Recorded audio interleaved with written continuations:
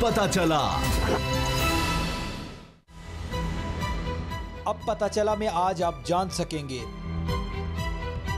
Peoples party की क़यादत ECL पर 31 दिसंबर को कौन गिरफ्तार हो सकता है। डरा सकता है ना कोई झुका सकता है, जरदारी की ललकार। मुराद अली शाह के इस्तीफे का मुतालबा। खानदानों पर घूमती मुल्की सियासत। ऐवान की कार्रवाई चलाने के लिए अहम कदम। सियासी रहनुमाओं में करोड़ों रुपए तकसीम का मामला।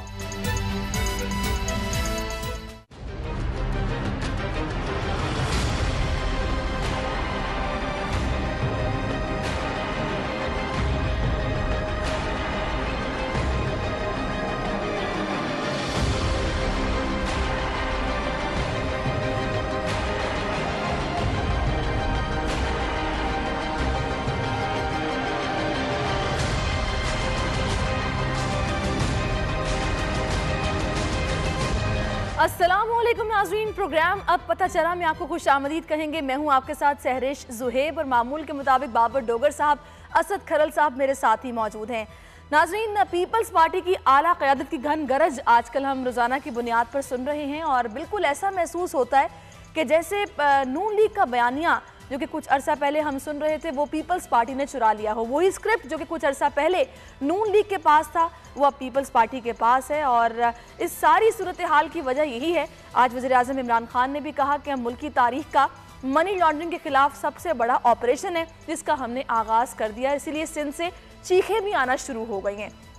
उन्होंने बात की और आसिफ अली जरदारी ने भी आज घोटकी में खिताब किया। उन्होंने कहा कि ना हम डरेंगे ना हम झुकेंगे और तकलीफ सिर्फ इस बात की है कि जहां दूसरी जगहों पर धांधली की गई वैसे धांधली करने का मौका सिंध में नहीं मिल पाया, इसी बात की तकलीफ है। और लहजे से काफ़ी उन्होंने ये शो करने की कोशिश की कि मुतमईन है और JIT को वो ख़ास संजीदा नहीं ले रहे हैं। इस सारी सूरत हाल पर बात करते हैं। बाबर साहब, असद साहब मेरे साथ ही हैं। 172 अफराद का नाम ECL में डाल दिया गया। हुकूमत ने बड़ा ये कदम उठाया है और तकरीबन काफ़ी हिस्सा सिंध काबीना का भी इसमें शामिल है। कॉन्ट्रैक्टर्स भी हैं, ठेकेदार भी हैं, स्टेट बैंक के मुलाजिम भी हैं, अफसर भी हैं, प्राइवेट मुलजिमान भी हैं और ब्यूरोक्रेसी भी है। इन सब के नाम ECL में डाल दिए गए हैं। मुराद अली शाह साहब, कायम अली शाह साहब, इन सब के नाम अब ECL में हैं।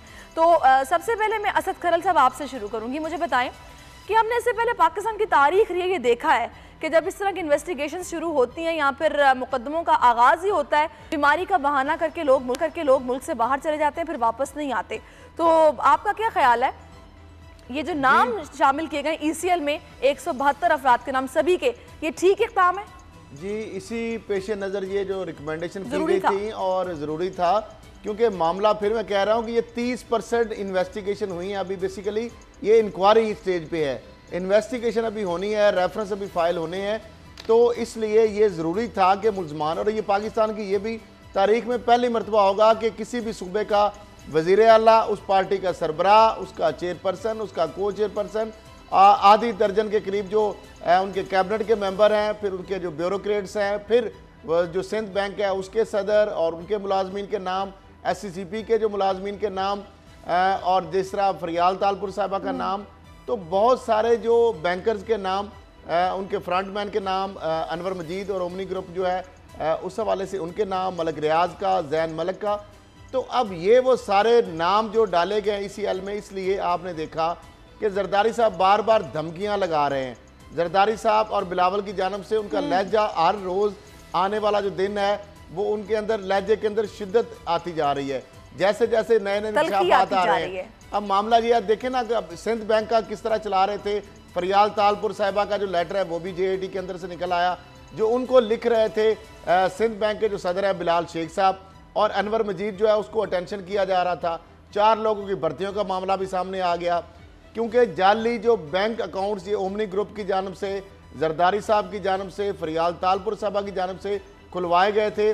उसके अंदर मरकजी जो किरदार था वो इन बैंकर का था, उसमें हुसैन लवाई हैं, उसमें बिलाल शेख हैं, यानी सिंध बैंक और समिट बैंक, और नेशनल बैंक के जो अली रजा साबिक सदर और मसूद करीम जो शेख हैं, जो उसके फॉरेन के हेड थे और कुछ देर एक्टिंग प्रेसिडेंट भी रहे हैं नेशनल बैंक ऑफ पाकिस्तान के, उनके नाम भी ECL में आए हैं। तो ये वो सारे कैरेक्टर थे, सारे वो किरदार थे जो ये 100 अरब से जायद जो मामला है इसके अंदर अभी ये जो शिकवा किया जा रहा है सिंध काबीना की जानिब से या फिर क़यादत की जानिब से पीपल्स पार्टी की, बाबर साहब इसका जवाब देंगे, वो ये बोल रहे हैं कि भाई जिन लोगों को जीआईटी ने बुलाया ही नहीं है उनके नाम ईसीएल में क्यों शामिल किए गए हैं, उनके नाम शामिल करने की लॉजिक क्या है। जरदारी साहब का समझ आता है, बिलावल का समझ आता है, फरियाल तालपुर का समझ आता है, बाकियों का समझ आता है, लेकिन जो कैबिनेट के मुकेश चावला साहब हैं, मंजूर कादिर काका साहब हैं, जो मुराद अली शाह साहब हैं, उन्होंने भी बोला है कि भाई जिनको नहीं बुलाया गया जीआईटी में उनके नाम क्यों शामिल किए गए। देखिए अभी जेआईटी के 719 अफराद को उन्होंने इंटरव्यू किया था और उसमें बेताशा ऐसे लिंक्स इस्टेब्लिश हुए, बेताशा लोगों के साथ ऐसे लिंक्स इस्टेब्लिश हुए जिससे पता चलता है कि ये जो लोग थे ये भी इन्वॉल्व थे। सेक्रेटरी फाइनेंस है, बेताशा लोग हैं जिनके लिंक साबित हुए हैं। इस सारे कनेक्शन में वो कहीं ना कहीं फिट होते रहे हैं। एक और चीज़ जो जेआईटी ने, उस दिन मैं सुप्रीम कोर्ट में था, उसमें चीफ जस्टिस के सामने उन्होंने बड़ी अहम चीज़ जो बात की थी वो ये थी कि ये सिर्फ 30% है, अभी 70% की इन्वेस्टिगेशन होनी है और उसमें बेताशा मजीद इंकशाफात होने हैं। तो जेआईटी ने ये जो रिपोर्ट जो बनाई गई है ये एफआईए और जेआईटी ने मिलकर बनाई है और इन्होंने बड़ी सोच समझ के ये रिपोर्ट बनाई है। इसमें सिर्फ उन लोगों के नाम जो डायरेक्टली और इनडायरेक्टली इस सारे मनी ट्रेल में, इस सारी मनी लॉन्ड्रिंग में, इस सारी जालसाजी में, फेक अकाउंट्स में जो किसी न किसी तरीके से इन्वॉल्व थे उनके नाम रिकमेंड किए गए हैं। और उसमें बेताशा ऐसे लोग हैं जिनके इंटरव्यूज हुए हैं और बेताशा ऐसे लोग हैं जिनके इंटरव्यूज जेआईटी जिनसे मिलना चाह रही थी, जिनसे कांटेक्ट करना चाह रही थी, लेकिन वो उनसे कांटेक्ट नहीं हो सका। के लिए इन्होंने सिंध असेंबली से कवानीन पास करवाए सब्सिडीज के लिए, जो वो ट्रैक्टर स्कीम है, ये सारे मामला जो ये कैप्टिव पावर का नाम लिया जा रहा है, तो काबीना तो फिर इन्वॉल्व हुई ना, तभी तो वो कवानीन बने और उसके बाद ओमनी ग्रुप को फैसिलिटेट किया गया। इसमें जाहिर सी बात है कनेक्शन उनका बनता है, बिल्कुल बनता है। मुझे असद खरल साहब एक बात बताएं, मैं आपसे बिल्कुल एक आम शहरी की तरह पूछूंगी, यकीनन एक आम शहरी के जहन में सवाल ये होगा, अगर मेरे वालिद मोहतरम को इस तरह जीआईटी बुलाती है या फिर इस तरीके से ये सारा मामला खुलता है और इतनी बड़ा करप्शन का पलंदा निकलता है, मैं बिलावल के पॉइंट ऑफ व्यू से बात कर रही हूँ, तो क्या मैं अपने वालिद साहब से ये नहीं पूछूंगी कि बाबा जान मुझे ये बताएं कि ये इतना पैसा, ये जितना घपला निकल के सामने आया है, ये कहाँ से पैसे, हम ये जेट तैयारों में जो सफर करते रहे प्राइवेट तैयारों में, वो कहाँ से आते थे, ये इतना पैसा कहाँ से आया, ये प्लाजे प्लॉट्स ये किस तरह लिए गए हैं, ये मामला है क्या। बिलावल तो डिफेंड कर रहे हैं, आपका ख्याल में उन्होंने पूछने की जहमत की होगी अपने वालिद से? मेरा ख्याल है यहाँ पाकिस्तान में ये रिवाज नहीं है। हसन और हुसैन ने भी नवाज शरीफ को जिस तरह नहीं पूछा, मरियम ने जिस तरह नवाज शरीफ साहब को नहीं पूछा, हमजा और सलमान ने जिस तरह शहबाज शरीफ साहब को नहीं पूछा, यकीनन बिलावल से भी हम यही तवक्को करेंगे कि वो भी नहीं पूछेंगे जरदारी साहब के कि अब्बा जी ये सारी चीज़ें कहाँ से आ गई। बिलावल भुट्टो साहब जो हेलीकॉप्टरों में घूमते थे, उनको नहीं पता कि बिलावल हाउस कहाँ से बन रहा है। मामला ये है कि जरदारी साहब का बाजार कोई बिजनेस नहीं है, नवाज शरीफ साहब का बाजार कोई बिजनेस नहीं है, बिलावल साहब का बाजार कोई बिजनेस नहीं है, फरियाल तालपुर साहबा का बाजार कोई बिजनेस नहीं है, लेकिन अरबों रुपए से पूछे कि 1.5 अरब रुपए की ट्रांजैक्शन आपके अकाउंट में कैसे हो गई, आपका कौन सा कारोबार था ऐसा, तो फरियाल साहिबा?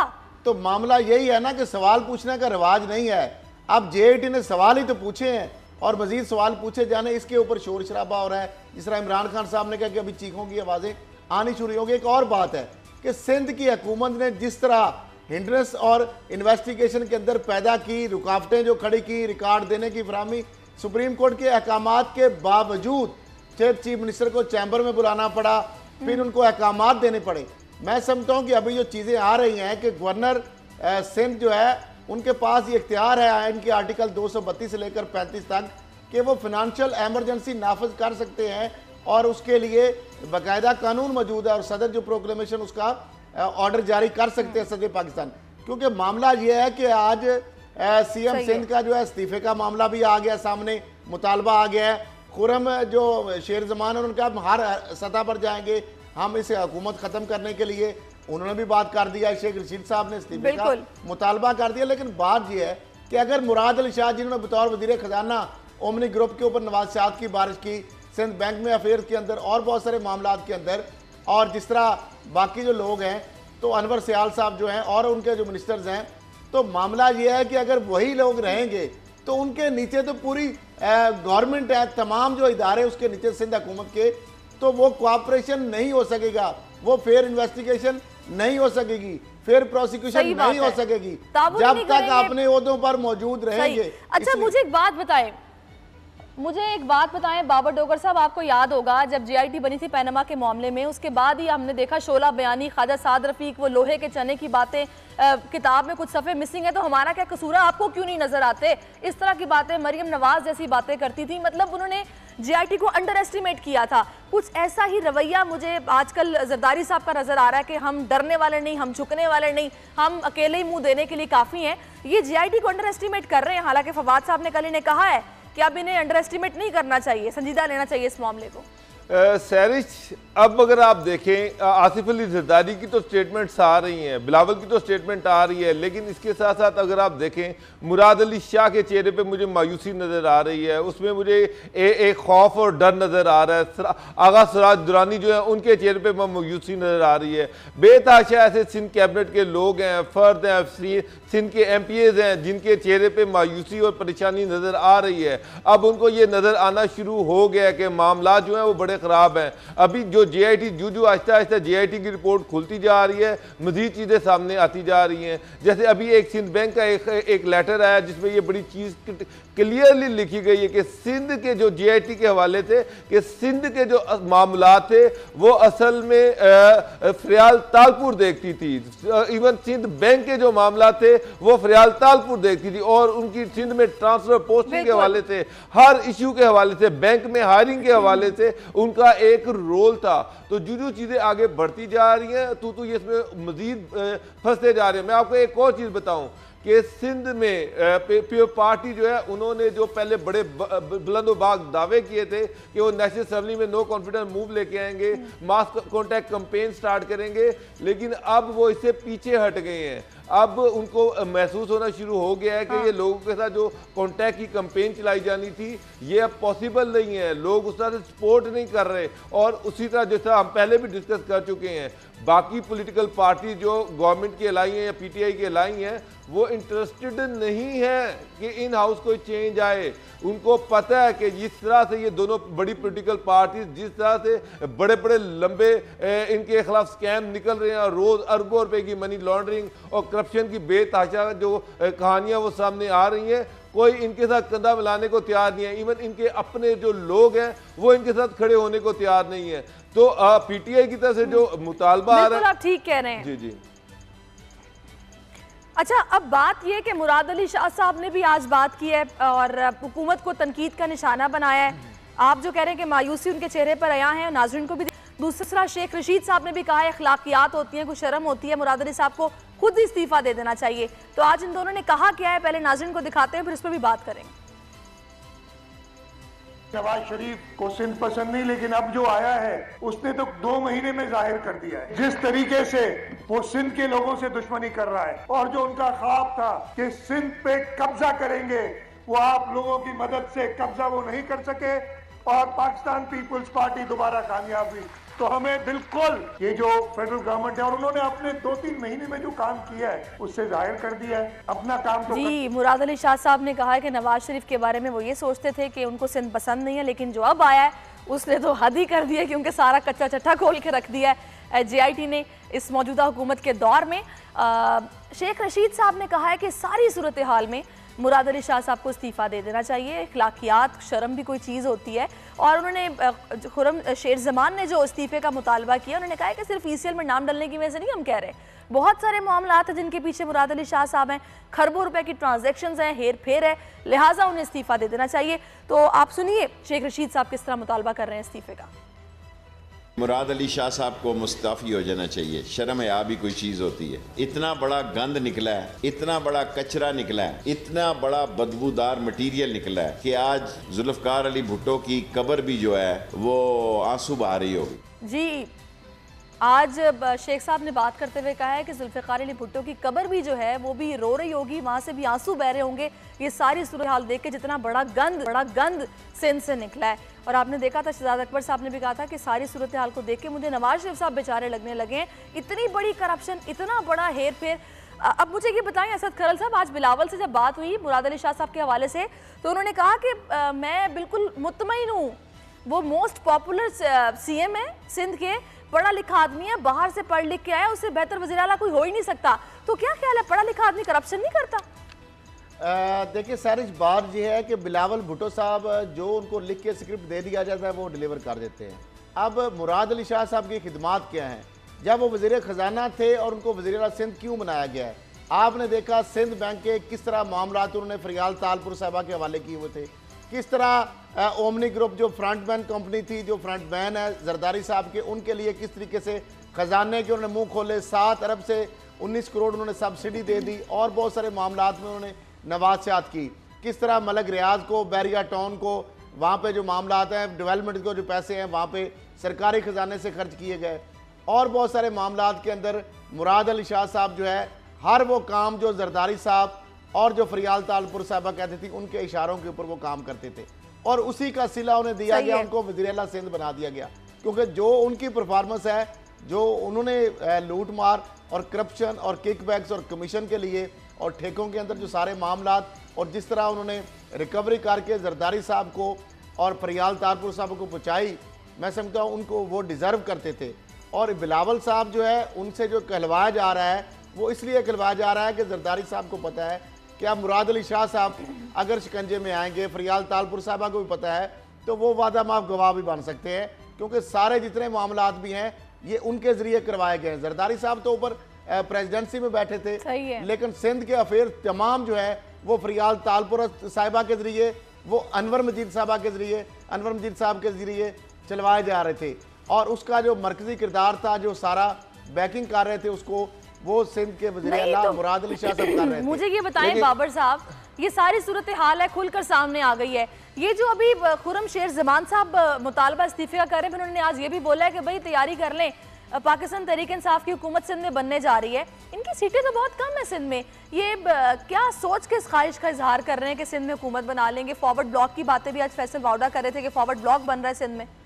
सैरिश, एक चीज़ तो बिल्कुल क्लियर है, जिस दिन जेआईटी रिपोर्ट पेश हुई थी उस दिन जेआईटी के जो मेंबरान थे उन्होंने चीफ जस्टिस ऑफ पाकिस्तान को एक चीज़ बड़ी क्लियरली कहा था कि सिंध की ब्यूरोक्रेसी उनसे बिल्कुल ताउन नहीं कर रही, सिंध की गवर्नमेंट उनसे बिल्कुल ताउन नहीं कर रही, जिस पर और बेताशा उन्होंने नोटिफिकेशन उनसे मांगे हैं, बेताशा कागजात मांगे हैं जो जेआईटी को नहीं दिए जा रहे। अब अगर इस केस की इन्वेस्टिगेशन होनी है, नैब ने करनी है, तो उनको भी कागजात दरकार होंगे, और सिंध गवर्नमेंट किसी तौर पर इनसे कोऑपरेट नहीं करेगी।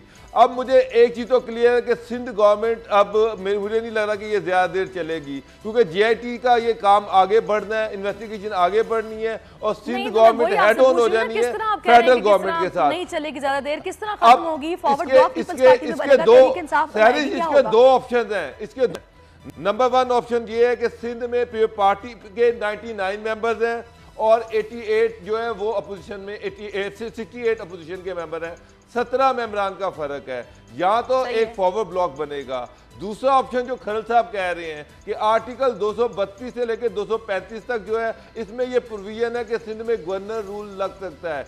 अगर सिंध गवर्नमेंट जो है वो गवर्नर आज की बातें भी हो रही हैं, हालांकि इनकार कर रहे हैं इमरान इस्माइल साहब, उन्होंने कहा कि नहीं फिलहाल ऐसा कोई इरादा नहीं है।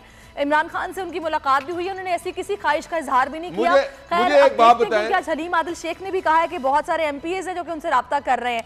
छोटा सा ब्रेक लेते हैं बाबर साहब, फिर वापस आते हैं, आप मुझे बताइएगा आप क्या कहना चाह रहे हैं। नाज़रीन एक छोटा सा ब्रेक के बाद वापस आते हैं।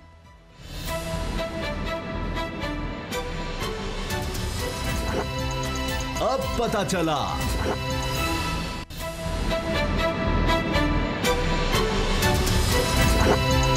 अब पता चला। वेलकम बैक नाज़रीन, और ब्रेक से पहले हम सिंध की बात कर रहे थे। बाबर साहब आप कुछ कहना चाह रहे थे, गवर्नर राज की बात हम कर रहे थे। कोई इम्कान है, क्योंकि इमरान इस्माइल साहब तो मना कर रहे हैं।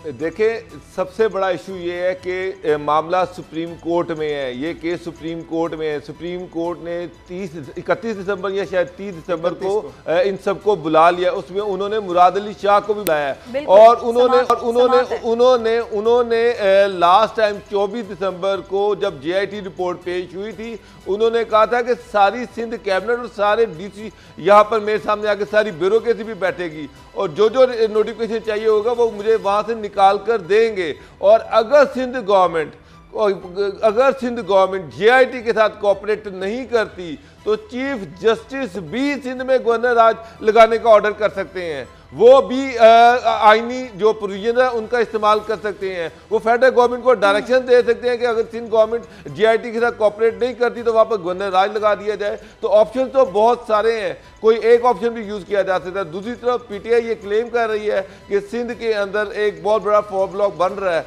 लोगों में डिसअपॉइंटमेंट बढ़ रही है। मैं चेहरे सामने नजर आ रहे हैं, जिस तरह से मायूसी फैली हुई है, लोगों को नजर आ रहा है कि जिस तरह से इनके खिलाफ करप्शन की इतनी बड़ी दास्तानें सामने आई हैं, अब इनका कोई फ्यूचर नहीं है। अभी आप बिलावल भुट्टो की बात कर रहे थे, मुझे एक बात बताएं, बिल्कुल इनका कोई फ्यूचर नहीं है और ये अदालती मामले को सियासी अंदाज में लड़ने की कोशिश कर रहे हैं। आप देखते हैं 31 दिसंबर को इनको बुलाया गया है, वहां सफाई देने का मौका मिलेगा। मुराद अली शाह साहब क्या अपने सफाई में पेश करते हैं और ज़रदारी साहब क्या कहते हैं, ये पता चल जाएगा। मे भी ये कुछ पेशियां भुगतने के बाद बिलावल ने पूछे कि अब्बा जी दसो कित्थों आए सन इन्ने पैसे, शायद वो भी पूछ लें। देखते हैं क्या सूरत हाल बनती है। आगे बढ़ते हैं बाबर साहब, असद साहब, अब कुछ बात करते हैं मौरूसी सियासत की। हमारे मुल्क की बदकिस्मती रही है कि हमारे मुल्क में जमहूरियत जो है आज भी मौरूसी सियासत के गिर्द घूमती है। एक नेक्सस है कुछ ख़ानदानों का जो कि काबिज़ है इक़्तिदार पर, और ये लोग जाहिर सी बात है रिसोर्सेज इनके अपने हाथ में होते हैं, इन्हीं के बच्चे पढ़ते हैं, बाहर जाते हैं, वापस आते हैं, यहाँ पर सियासत करते हैं और ये बड़ा जुमान रहते हैं इक़्तिदार पर। और जब इनको मौका नहीं मिलता तो ये जमहूरियत को लूली लंगड़ी जमहूरियत कहना शुरू कर देते हैं। अवाम के बुनियादी हकूक़ क्या होते हैं ना ये खुद समझते हैं, ना ये अवाम को समझने देते हैं। मैं आपसे ये जानना चाह रही हूँ असद खरल साहब कि जब मेरिट का कत्लेआम होगा, वोट बिकने लगेंगे, लोगों को रोज़गार नहीं मिलेगा, किस तरीके से उनका जहन इन चीज़ों से बाहर निकलेगा, तो ही वो सोचेंगे ना जमहूरियत के बारे में। जब उनको उनके बुनियादी हकूक़ उनके घर पर आराम से मिल जाएंगे तो उनके जहन में कोई और ख्याल भी आएगा, वो सोचेंगे कि नहीं भाई ये सही काम नहीं कर रहा, अब किसी और को आना चाहिए।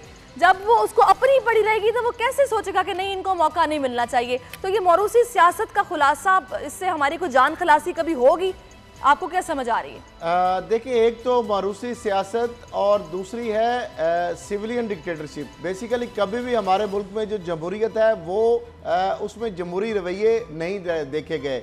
आपने देखा कि जिस तरह शरीफ फैमिली की अगर सियासत को देखेंगे, मौरूसियत के नवाज शरीफ साहब हैं, उनके भाई शहबाज शरीफ साहब हैं, एक वज़ीर आज़म था, दूसरा वज़ीर आला था। अभी आप देख रहे हैं कि कौमी असम्बली के अंदर अपोजिशन लीडर जो है वो शहबाज शरीफ साहब हैं, उनके साहबजादे हमजा शहबाज जो हैं वो पंजाब असम्बली के अंदर अपोजिशन लीडर है। इस तरह आगे मरियम साहब हैं, उनका आगे बेटा जो है जुनैद सफदर है। अब इस तरह ये सियासत है। दूसरी जानब जरदारी साहब, उनके बेटे बिलावल, फिर उनकी जो बहनें हैं बिलावल भुट्टो जरदारी साहिबा की और साहिब की, और इसी तरह फरियाल तालपुर साहिबा जो है वो जिस तरह आप देखा तो मारूसी सियासत इस तरह ANP के हवाले से खरल साहब नहीं, खरल साहब डंडी मार रहे हैं।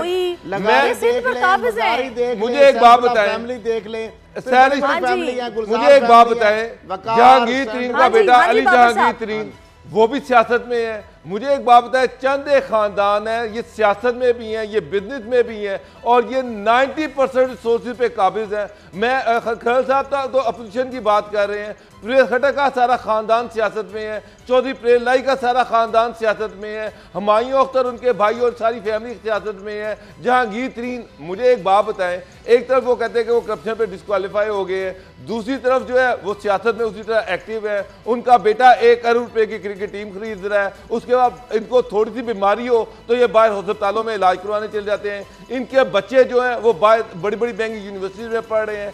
एक आम आदमी जिसके बच्चे को यहाँ पर ना तालीम मिलती है, उसको ना हेल्थ फैसिलिटीज मिलती है, ना 2 वक्त की रोटी मिलती है। इलेक्शंस अभी नहीं हुए थे, जिन दिनों इलेक्शंस नहीं हुए थे, पहले जब कैंपेन चल रही थी तो इमरान खान साहब कहते थे कि मियाँ साहब जान दो साड़ी वारी भी आन दो, और ये इन्होंने बारियां लगाई हुई हैं, किसी नई जमात को मौका मिलना चाहिए। उसके बाद जब ये जहांगीर तरीन साहब के बेटे अली तरीन साहब मंजर आम पर आए तो उसके बाद ये कहा गया, डिफेंड इस तरह किया गया इस मामले को कि भाई नौजवान नस्ल है, अगर उसमें काबिलियत है, वो एक काम कर सकती है, तो क्यों ना उसको मौका दिया जाए।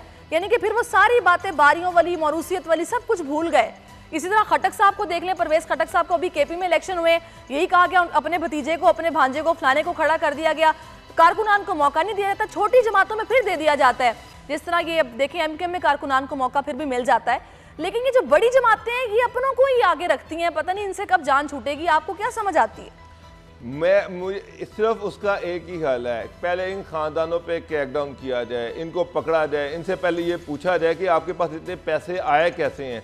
अभी ये अंदाजा लगाया जाए कि पिछले 30 सालों में वो कौन से खानदान है जो खरबपति बन गए, इनके पास कौन सी पुड़ियाँ जो ये बेचते हैं जिसकी वजह से ये इनके पास इतना पैसा आ जाता है। मलिक रियाज के पास इतना पैसा कहाँ से आ गया, जहांगीर सिंह के पास पैसा कहाँ से आ गया, चौधरियों के पास पैसा कहाँ से आ गया, ये जरदारी तो सामने आ गए हैं कि इनका किस से पैसा आया, नवाज शरीफ भी सामने आ गए कि इनके पास कैसा पैसा आया। बाकी भी जो फैमिलीज हैं, ये 100-150 से ऊपर ज्यादा 100-150 से ज्यादा फैमिलियां नहीं है जो 90% सऊदी पे काबिज होकर बैठी हुई हैं। यकीन जाने आम आदमी, आम बच्चे बेचारे को तो MA पास लड़के बाहर फिर रहे, उनके हाथों में डिग्री, उनको नौकरी नहीं मिल रही और इनके बच्चे अभी पैदा नहीं होते और वो अरबों रुपए के कारोबार कर रहे हैं। कोई बाहर इनकी बेताशा इंडस्ट्रीज है, व्हाइट कॉलर क्राइम के ये मास्टर है। बच्चे बाहर से पढ़कर आते हैं, बैरिस्ट्रियों की और डॉक्टरी की डिग्रियां उनके पास होती हैं, पर वो कहते हैं सियासत में हम ज्यादा कमाएंगे, हमें क्या जरूरत है अवाम को सर्व करने की या फिर मुल्क की खिदमत करने की। हम सियासत करते हैं, घर बैठकर खाएंगे, लोग हमारी खिदमत के लिए आएंगे, अपने मसले सुनाएंगे, जिसका दिल चाहेगा हल करेंगे, जिसका दिल चाहेगा नहीं हल करेंगे। बात यह है कि अब माहौल कुछ बदल रहा है, ये GITs बन रही हैं, मामलात खुल रहे हैं, मौरूसियत का सियासत जो है उसका भी खात्मा होगा नहीं होगा या फिर ऐसे ही चलेगा। असद साहब आपको क्या लग रहा है? देखिए बिल्कुल बदलेगा। जिस तरह आपने मरूसी सियासत की बात की, इस तरह बड़े बड़े जो कारपोरेट आपके सेक्टर है, जो बड़े बड़े टाइकून्स हैं, अब उनके ऊपर भी हाथ पड़ने वाला है। ये भी अब हिसाब होगा कि 20-30 साल या 3-4 दहाइयों में जो बिजनेसमैन जो टैक्स नहीं दे सकते थे, जिनका एक यूनिट था, आज अगर वो कितने यूनिट के मालिक हो गए, उनके पास अरबों रुपया कैसे आया, उनकी बैरून मुल्क जायदादें कैसे बनी, उन्होंने मनी लॉन्ड्रिंग करके बाहर जो पैसा भेजा, यहाँ पे एम्पायर खड़ी की, ये सारे मामलात है क्योंकि वो उन हुक्मरानों के इन्वेस्टर थे, वो उनके फाइनेंसर थे और फैसिलिटेटर थे और उसके बदले में उनके कारोबार जो है वो दिन दुगनी रात चुगनी तरक्की कर रहे थे। बाकी उनके जो कंपटीटर हैं वो उनकी मिलने यूनिट बंद होते गए लेकिन इनके बढ़ते गए। तो मामला ये है कि ये सारे जो सेगमेंट ऑफ सोसाइटीज़ हैं, जो आपने देखा जो 30-40 साल के अंदर जिस तरीके से इन्होंने मुल्क के रिसोर्सेज के ऊपर जो इन्होंने लूट मार की। आप देखें IPPs की अगर बात की जाए तो ऐसी IPPs हैं 70% जो रिटर्न होता है लेकिन उनका 90% जो रिटर्न था, प्रॉफिट था। क्यों? क्योंकि फर्नेस ऑयल जो है उसकी ओवर इनवाइसिंग हुई, उसके अंदर रेट्स के अंदर रद्दोबदल किया गया, महंगे दामों पे। अगर एक आम आदमी की तरह बात की जाए, सही है, अगर एक आम आदमी की तरह बात की जाए तो देखें, अगर मैं एक आम शहरी हूँ और मैं अपना वोट कास्ट करने के लिए जाती हूँ, जब तक मुझे ये नो हाउ नहीं होगी या फिर जब मुझे इतना ही शऊर नहीं होगा कि मैं जो करने जा रही हूँ, पहले मुझे पता हो कि कौन सी जमात का कौन सा कारकुन है, जमात का बैकग्राउंड क्या है या इन्होंने किस तरह डिलीवर किया है नहीं, तो मैं ये सोच समझ के वोट दूंगी। इसके लिए सिस्टम की बेहतरी, निज़ाम की बेहतरी, तालीम का निज़ाम बेहतर होगा, लोगों में शऊर आएगा तो मेरा ख्याल है कि सूरत हाल काफ़ी बेहतर होगी। वो तो जिस तरह बैंक बैलेंस बनाया, लूट मार की है, वो तो पकड़ दकड़ हो ही रही है, लेकिन जब तक मुल्क में सिस्टम नहीं बदलेगा तब तक ये मौरूसी सियासत भी खत्म नहीं होगी। जब तक लोगों का ज़हन नहीं खुलेगा, उनको खुद समझ नहीं आएगी हमने करना क्या है, तब तक ये सिस्टम ठीक होने वाला नहीं है। छोटा सा ब्रेक लेते हैं, ब्रेक के बाद वापस आते हैं।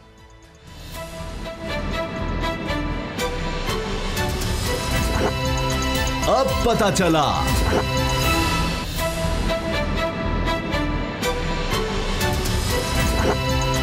अब पता चला।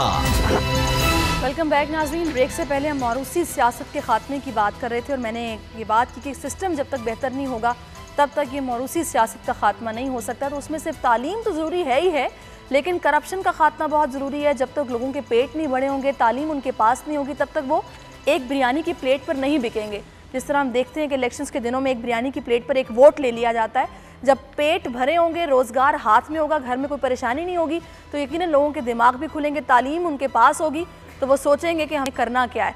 खैर आगे बढ़ते हैं। आज पब्लिक अकाउंट्स कमेटी का इजलास था और जनाब शहबाज शरीफ साहब की ज़ेर सदारत इजलास हुआ और शहबाज शरीफ साहब ने आज ये कहा कि वो शफाफ तरीके से काम करेंगे, कानून के मुताबिक काम करेंगे। और आज ही उन्होंने नैब को भी निशाने पर ले लिया, नैब से तमाम तफसीलात उन्होंने तलब कर ली हैं केसेस के हवाले से। तो असद खरल साहब, वो बंदा जिसने कभी कोई गैर कानूनी काम इससे पहले किया नहीं, जिसके पलंदे खुलकर सामने आ रहे हैं, वो ये बोल रहा है कि वो अब कानून के मुताबिक काम करेगा और शफाफियत के साथ काम करेगा और अब ये मामलात वो देखेगा। नैब से भी तफसीलात उन्होंने मंगवा ली। मेरा ख्याल है नैब से वो तफसीलात बिलाकर मंगवाएंगे। आशियाना स्कीम के हवाले से साफ पानी के हवाले से जो अपने उनके केसेस हैं उसकी भी बिल अगर वो वहाँ पे मंगवा के उनको जाड़ पिलाएंगे। मामला ये है कि अपना तो उन्होंने बोला है कि मैं अपने मामलात को नहीं छेड़ूंगा। अभी तो बोला है, लेकिन जब वो बुलाएंगे मामलात उनको नहीं छेड़ेंगे, वो कहेंगे ऐसे ही प्रोडक्शन ऑर्डर जारी करवा के उन्होंने कहा था कि मैं बात नहीं करूंगा, लेकिन आपने अपने केस और के मेरिट और डीमेरिट उन्होंने डिस्कस किए थे। अभी भी मामला यही होगा। नैब को जो बुला रहे हैं ना, बहाना को और है, लेकिन जिस तरीके से वो बुला के वहां पे उनको ग्रिल करेंगे और अल्टीमेटली वो अपने केस, वो फवाद हसन फवाद के केस, वो ख्वाजा साद रफ़ी के केस, वो आर चीमा के केस, उनके हवाले से भी नैब से पूछेंगे कि इनके हवाले से आपकी जो इन्वेस्टिगेशन है, जो इंक्वायरीज हैं, उसमें क्या पेशरफ्त है और आपने ये चीज़ें उसमें गलत की हैं, उनको प्रेशराइज करेंगे। ये एक बहाना है और मैं समझता हूँ कि इस तरीके से अगर शहबाज शरीफ साहब, जिनके ऊपर अरबों रुपए के मामलात, उनके ऊपर इल्ज़ामात हैं, अगर उन्होंने बुला के नैब और FIA को डायरेक्शन जारी करनी है और मजीद रेफरेंस भेजने हैं या रेफरेंस वापस लेने हैं, ये वैसे बड़ी अजीब सी बात है बाबर साहब। इसीलिए उनकी अपॉइंटमेंट को लाहौर हाई कोर्ट में चैलेंज कर दिया गया, दरखास्त दे दी गई है कि किस तरीके से इन पे तो अपने पे केसेस आएंगे, कैसे पब्लिक अकाउंट्स कमेटी के चेयरमैन बन सकते हैं। वही बात जो शेख साहब बहुत पहले से कह रहे हैं कि भाई मेरे पास ही वही प्रोटोकॉल होगा, बल्कि मेरे से ज़्यादा शहबाज शरीफ साहब के पास होगा, जो कि जेल से आएंगे और आके सदारत भी करेंगे और इसके साथ साथ इन सारे मामलात को देखेंगे। मुझे ये बताएं कि ये शहबाज शरीफ साहब ये बात कह रहे हैं कि वो शफाफियत के साथ काम करेंगे, कानून के मुताबिक करेंगे, यानी कि अब कार्रवाइयाँ उनके कहने पर होंगी। खरल साहब शरीफ आदमी है, बोले बादशाह हैं। मैं आपको एक बात बता दूं, शहबाज शरीफ की डील हो रही है, शहबाज शरीफ की डील हो रही है, शहबाज शरीफ की डील हो रही है। मुझे एक बात बताएं, आशियाना किसके साथ हो रही है ये भी बता दें। आशियाना इकबाल हाउसिंग, वो तो शेख साहब भी कहते हैं गोटी फिट है इनकी। मुझे एक बात बताएं कि शहबाज शरीफ नवाज शरीफ के केसेस को नहीं छेड़ेंगे, 5 साल के केसेस को नहीं छेड़ेंगे।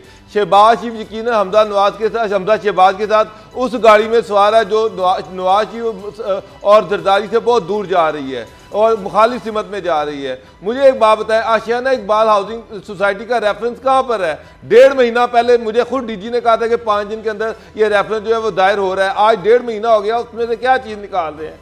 सुप्रीम कोर्ट में पंजाब गवर्नमेंट ये कह के आई थी कि हम बता रहे हैं कि सुप्रीम कोर्ट में पंजाब गवर्नमेंट ये कह के आई थी, दुरानी कर रही है। सुप्रीम कोर्ट में पंजाब गवर्नमेंट ये कह के आई थी कि हम GIT बना रहे हैं मॉडल टाउन पे। आज 1.5 महीना हो गया है, GIT अभी तक नहीं बन सकी। पंजाब गवर्नमेंट में एक आला अफसर को मेरे सामने ये कहा गया है कि मॉडल टाउन का सारा रिकॉर्ड जाया कर दो। तो ये चीजें किसी और तरफ जा रही हैं। मैं आपको एक और खबर देता हूँ कि PMLN का जो 30 दिसंबर को कन्वेंशन हो रहा था, जिसमें मरियम ने खिताब करना था, उनकी तकरीर लिखी जा रही थी, वो कन्वेंशन आज खत्म हो गया है। PMLN कन्वेंशन नहीं कर रही, PMLN अवामी राब्ता मुहिम खत्म हो गई है। PMLN ने अपनी पार्टी को जवाब दे दिया है कि वो इन-हाउस तब्दीली नहीं चाहते। आप ये सारी चीजें देखें, ये किस डायरेक्शन पे जा रही हैं।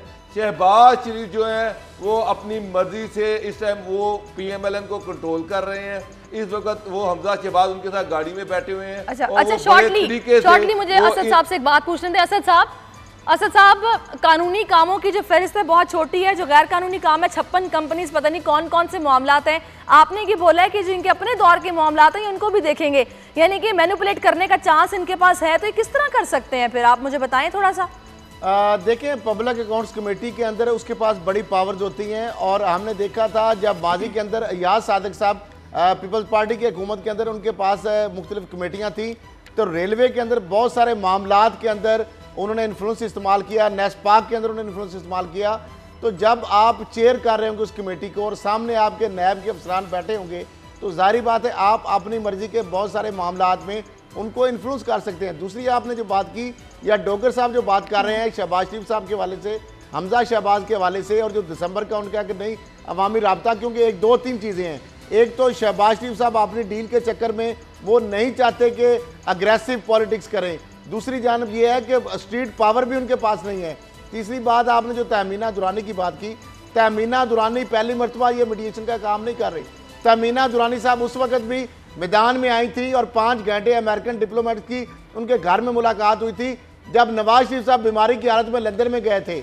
और उसके बाद जब मुलाकात हुई थी, वो मुलाकात लीक हुई थी। हमने जब लीक की तो नवाज शरीफ साहब को फवाद हसन फवाद ने कहा था कि अगर आप फौरी तौर पर वापस ना आए तो सारे मामला जो है शहबाज शरीफ साहब टेक ओवर कर लेंगे और तहमीना दुरानी साहिबा जो है वो उसके अंदर अमेरिकन के साथ उनकी मुलाकात जो 5 घंटे करवाई है, ठीक है, आगे के सेलेंट फीचर चलें देखते हैं आगे आने वाले दिनों में फिर क्या सूरत हाल बनती है। अगर तो ऐसी सूरत हाल है, अगर पहली दफा इस तरह किरदार अदा नहीं कर रही हैं। एक और मामला भी है, मैं शॉर्टली चाहूंगी उस पर भी नजर दौड़ा लें। 31 तारीख को सुना जाएगा असगर खान केस भी सुप्रीम कोर्ट में।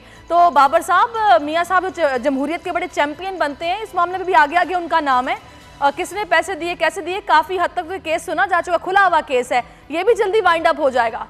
मुझे एक बात बताएं, ये जो बार बार मियाँ साहब कहते हैं कठपुतली हुकूमत और मेरा माजी बेदाग है और साफ है, इनको शर्म आनी चाहिए कि एक बेनज़ीर को हराने के लिए एक GIT बनती है जो कि ISI बनाती है, उसका एक खुफिया 140 मिलियन उसमें रखा जाता है, और ISI बनाती है ना, 140 मिलियन रखा जाता है, और उसका ऑब्जेक्टिव सिर्फ ये था कि मोहतरमा बेनज़ीर भुट्टो को 1990 का इलेक्शन हरवाना। उससे पहले एक एफर्ट ये की गई कि इन हाउस चेंज कर दिया जाए, उसमें गुलाम मुर्तज़ा जतोई जो थे उस वक्त के MNA थे, उनको प्राइम मिनिस्टर बनाना था, लेकिन नवाज शरीफ उस पर एग्री नहीं हुए, उन्होंने उसको फ्लॉप कर दिया। उसके बाद जो GIT जो IJI बनी, उसमें उसका सिर्फ ऑब्जेक्टिव ये था कि बेनज़ीर को हरवाना है। और आज मियाँ साहब जो कहते हैं कि जनाब मुझे बार बार गिराते कि मुझे क्यों निकाला, मियाँ साहब आपके अपने करतूत ये हैं कि आपने उस वक्त 35 लाख रुपया पकड़ा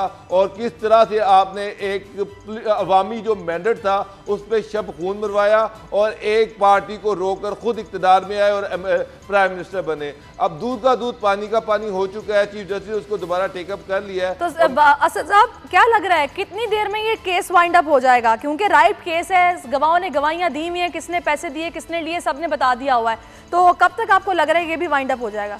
सारी ये सुप्रीम कोर्ट के फैसले के ऊपर अमल दरामद होना बाकी, इस केस में अंदर कुछ नहीं है, सब कुछ साबित हो चुकी है। फैसला तो इफ्तिखार चौधरी के वक्त का हो गया था, सही है। सुप्रीम कोर्ट ने ये नहीं, तो ये अमल दरामद आपको कब तक होता दिखाई दे रहा है? अमल दरामद इस पे क्यों नहीं हुआ?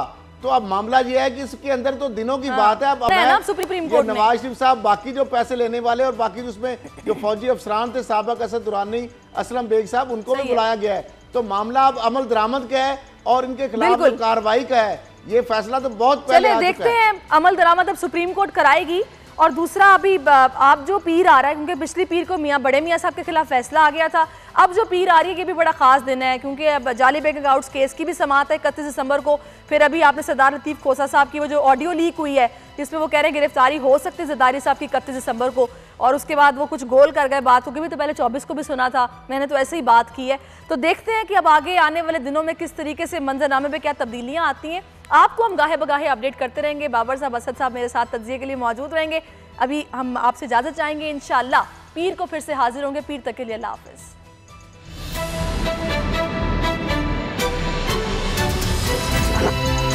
अब पता चला।